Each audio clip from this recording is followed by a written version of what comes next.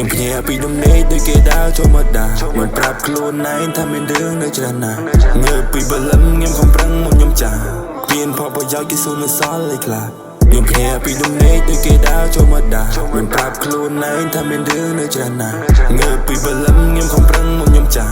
ពៀនផលប្រយោជន៍គេសួរនៅសល់លេខខ្លះនឹកមានភាពបន្តរឿងល្អវាមកបន្តទៀតរឿងដែលអត់ប្រយោជន៍យើងបោះវាចោលចូលកលៀតឆ្នាំថ្មីខែថ្មីយើងនៅសល់លេខខ្លះបើប្រៀបធៀបអ្នកក្រជីវិតវាខុសស្រឡះធ្វើការរត់តែថ្ងៃយកកម្រៃដូចជាបាយញើឈាមហូរស្រស្រាក់គ្មានពាក្យទេថាសប្បាយគ្រួសារនៅពីមុខយើងគិតគូរពីចម្ងាយផ្លូវវិចដើរត្រង់គុំសន្សំអន្តរាយក៏កោះហើយកកាយក្តីសម័យយើងនៅចិត្តអង្គុយនៅលើហឹងឬបណ្ដោយទៅតាមទឹកបោះវាចោលទៅអស់រឿងដែលខុសគុំប្រព្រឹត្តស្ដាប់ឲ្យយល់អត្តន័យខ្ញុំនិយាយជាការពិតខ្ញុំភ្ញាក់ពីដំណេកដូចគេដើរចូលមកដាខ្ញុំប្រាប់ខ្លួនឯងថាមានរឿងនៅច្រើនណាស់ងើបពីបលឹមខ្ញុំខំប្រឹងមកខ្ញុំចា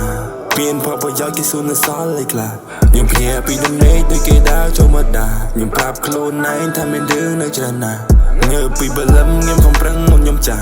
ពៀនផលប្រយោជន៍គេសួរនៅសល់លេខខ្លះនិយាយអំពីជីវិតគឺថាมันដែរស្រួលមានចុះមានឡើងមានឈរក៏មានដួលបើយើងមិនធ្វើការលទ្ធផលអ្នកណាទទួលបើយើងមិនធ្វើការលទ្ធផលអ្នកណាទទួល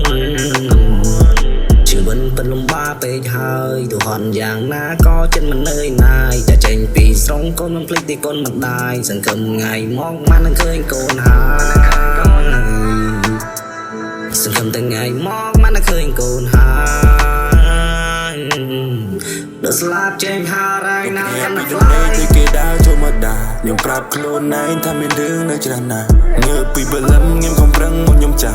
ពៀនផលប្រយោជន៍គេសួរនៅសល់លេខខ្លះខ្ញុំភ្ញាក់ពីដំណេកដូចគេដើរចូលមកដាខ្ញុំប្រាប់ខ្លួនឯងថាមានរឿងនៅច្រើនណាស់ងើបពីបលឹមខ្ញុំខំប្រឹងមកខ្ញុំចាពៀនផលប្រយោជន៍គេសួរនៅសល់លេខខ្លះ